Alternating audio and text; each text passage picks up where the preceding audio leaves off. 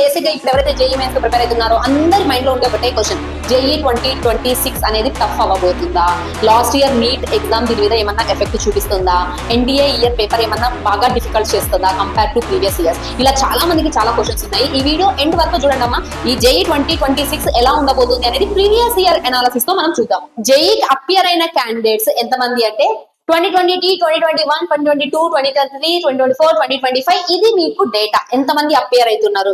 So here if you observe carefully, number of students those who are appearing for the exams అదనేది మనకి increase చేస్తే ఇక్కడ Covid time వల్ల పెరగడం జరిగింది. బట్ 2023 నుంచి కరెక్ట్ గా చూడండి అమ్మా, పెరుగుతూనే ఉన్నారు. So number of students who are appearing is increasing, right. Number of students అనేది పెరుగుతూ ఉన్నారు మనకి. సిమిలర్లీ 2026 లో కూడా ఈ కౌంట్ ఏదైతే ఉందో దీనికన్నా ఎక్కువ నెంబర్ ఆఫ్ స్టూడెంట్స్ పెరుగుతారు మనకి. మరి సీట్స్ ని చూసుకుంటే సీట్స్ ఎన్ని ఉన్నాయి అంటే 2023 లో మనకి ఐఐటీస్ లో 17,000 చేంజ్ సీట్స్ ఉన్నాయి, 2024 లో 17,740, 2025 లో 18,110 సీట్స్ కూడా పెరుగుతూ వచ్చాయి. సిమిలర్లీ విత్ ఎన్ఐటీస్ సీట్స్ పెరుగుతూ వచ్చాయి. Similarly with triple IT seats కూడా పెరుగుతూ వచ్చేసి స్టూడెంట్స్ అపియర్ పెరుగుతూనే ఉంది. At the same time IITs, NITs, triple ITs లో సీట్స్ కూడా మనకి పెరుగుతూనే వస్తూ ఉన్నాయి, రైట్. అండ్ నెక్స్ట్ మనకి మొన్న జరిగిన 2025 లో పర్సంటైల్ చూసుకుంటే 99% వరకు రావడానికి ఫిజిక్స్, కెమిస్ట్రీ, మ్యాథమెటిక్స్ కి ఇంత స్కోర్ కావాలమ్మా జనవరి అటెంప్ట్ లో. సేమ్ అదే ఏప్రిల్ అటెంప్ట్ వచ్చేసరికి కేర్ఫుల్లీ స్కోర్ పెరిగింది. ఎందుకు స్కోర్ పెరిగిందంటే ఇక్కడ 64 వస్తే చాలు మినిమం, అంటే టఫ్ షిఫ్ట్ లో 64 వస్తే చాలు 99% వచ్చింది. ఇక్కడ 74 వస్తే గానీ 99% రాలేదు టఫ్ షిఫ్ట్ లో.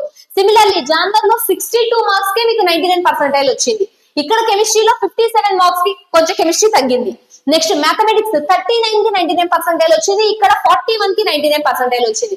ఎందుకు అంటే జనవరి అటెంప్ట్ టైంకి డ్రాపర్స్ ఎవరైతే ఉన్నారో డ్రాపర్స్ కి సిలబస్ కంప్లీట్ అయిపోయి ఉండదు అప్పటికే. నెక్స్ట్ ఇంటర్ సెకండ్ ఇయర్ ఎవరైతే ప్రిపేర్ అవుతున్నారో 12th లో ఉన్న వాళ్ళకి బోర్డ్ ఎగ్జామ్స్ ప్రెషర్, ఆ ప్రెషర్, ఈ ప్రెషర్. సో అందుకని ఇక్కడ కొంచెం మీరు ఎక్కువ పర్ఫార్మెన్స్ చేసినా మంచి మార్క్స్ కి 99% వచ్చేస్తుంది. ఏప్రిల్ వచ్చేసరికి ఏమైతుంది, డ్రాపర్స్ ఎవరైతే ఉన్నారో సిలబస్ మొత్తం చదివేస్తుంటారు. ఇక ఇంటర్ సెకండ్ ఇయర్ వాళ్ళు ఎవరైతే ఉన్నారో బోర్డ్ ఎగ్జామ్స్ అదంతా అయిపోయి ఉంటది. సో వాళ్ళు కంప్లీట్ ఫ్రీ ఉంటారు. ఇక కంప్లీట్ ఫోకస్ ఏప్రిల్ అటెంప్ట్ మీద ఇవ్వగలరు. సో ఎప్పుడు ఎవ్రీ ఇయర్ కూడా జనవరి అటెంప్ట్ తో పోలిస్తే ఏప్రిల్ అటెంప్ట్ లో కట్ ఆఫ్ అనేవి మనకి ఎక్కువగానే ఉంటాయి. సో మరి ఇప్పుడు 2026 గురించి మాట్లాడుకుంటే మొన్న నీట్ ఎగ్జామ్ గురించి మనందరికీ తెలిసిందే కదా. ఇంకొక విషయం నాన్న, high weightage chapters do exist, జేఈలో ఎగ్జిస్ట్ అవుతాయి. కాకపోతే ఈ హై వెయిటేజ్ చాప్టర్స్ అనేవి ట్రెండ్ మారుతూ వస్తుంది. మీకు ఒక చిన్న ఎగ్జాంపుల్ చెప్తాను. ఏంటి అంటే ఫర్ ఎగ్జాంపుల్ 2024 లో వెక్టార్స్ అండ్ 3D అనేది one of the high weightage chapter కదా. ఈ వెక్టార్స్ అండ్ 3D లో అప్రాక్సిమేట్ గా 18 to 20 క్వశ్చన్స్ వచ్చాయి. అన్ని షిఫ్ట్లు కలిపి జనవరి, ఏప్రిల్ అన్ని షిఫ్ట్లు కలిపి 18 to 20 క్వశ్చన్స్ వచ్చాయి. అదే వెక్టార్స్ అండ్ 3D లో నెక్స్ట్ ఇయర్ 2025 కి వచ్చేసరికి ఏమైంది అంటే నెంబర్ ఆఫ్ క్వశ్చన్స్ తగ్గిపోయాయి, 12 to 16 క్వశ్చన్స్ వచ్చాయి. 2024 లోనేమో 20 క్వశ్చన్స్ వచ్చిన చాప్టర్, 2023 లోనేమో 12 క్వశ్చన్స్ వచ్చాయి. ఎందుకు ఇది అంటే ఎన్టీఏ వాళ్ళకి మాత్రం తెలియదా అమ్మా, మీరు ప్రిపేర్ అవుతున్నారు ఎగ్జామ్ కి, మీకంటూ ఇది హై వెయిటేజ్ ఆర్డర్ ఉంది అనేసి.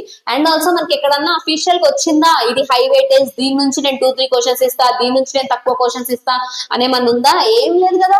ఏ చాప్టర్ నుంచి ఎన్ని నెంబర్ ఆఫ్ క్వశ్చన్స్ అన్నా రావచ్చు. సో ఇప్పుడు 2026 జేఈకి ఎవరెవరైతే ప్రిపేర్ అవుతున్నారో ఈ లూప్ లో పడద్దమ్మా. High weightage chapters, top 10 chapters, top 5 chapters ఇలా ఈ లూప్ లో పడద్దు. అవి జస్ట్ సేఫ్ సైడ్ అంతే. కానీ మనకి జేఈ ఎగ్జామ్ అనేది ఒక సేఫ్ సైడ్ కాదు, అది మనం లైఫ్ లో రాసే one of the most important exam, మనకి మనం ప్రూవ్ చేసుకోవాల్సిన ఎగ్జామ్. సో ఆ ఎగ్జామ్ మీద ఎక్స్పెరిమెంట్స్ మనం చెయ్యొద్దు. ఇంకా మనకి ప్లెంటీ ఆఫ్ టైం ఉంది మీ చేతుల్లో, కాబట్టి జాగ్రత్తగా ప్రిపేర్ అవ్వండి. అన్ని చాప్టర్స్ కూడా ప్రిపేర్ అవ్వండి.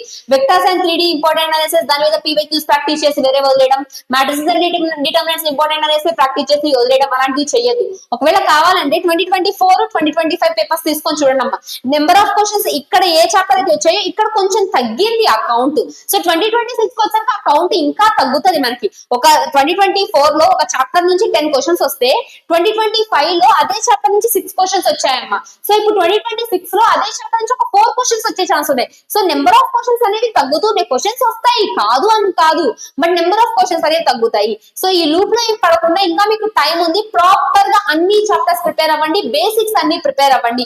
ఫౌండేషన్ మీకు ఎంత బాగుంటే, ఫండమెంటల్స్ మీకు ఎంత క్లియర్ గా ఉంటే దెన్ మీరు జేఈలో అంత మంచి స్కోర్ చేయొచ్చమ్మా. Just with PYQs, just with one shots JEE అనేది నాట్ పాసిబుల్. మీరు ఎంత ఎక్కువ ప్రాక్టీస్ చేస్తే, ఎంత ఎక్కువ కాన్సెప్ట్ నేర్చుకుంటే మీరు మంచి స్కోర్ చేయొచ్చు జేఈలో. Okay, all the very best everyone those who are preparing for JEE mains. Thank you so much.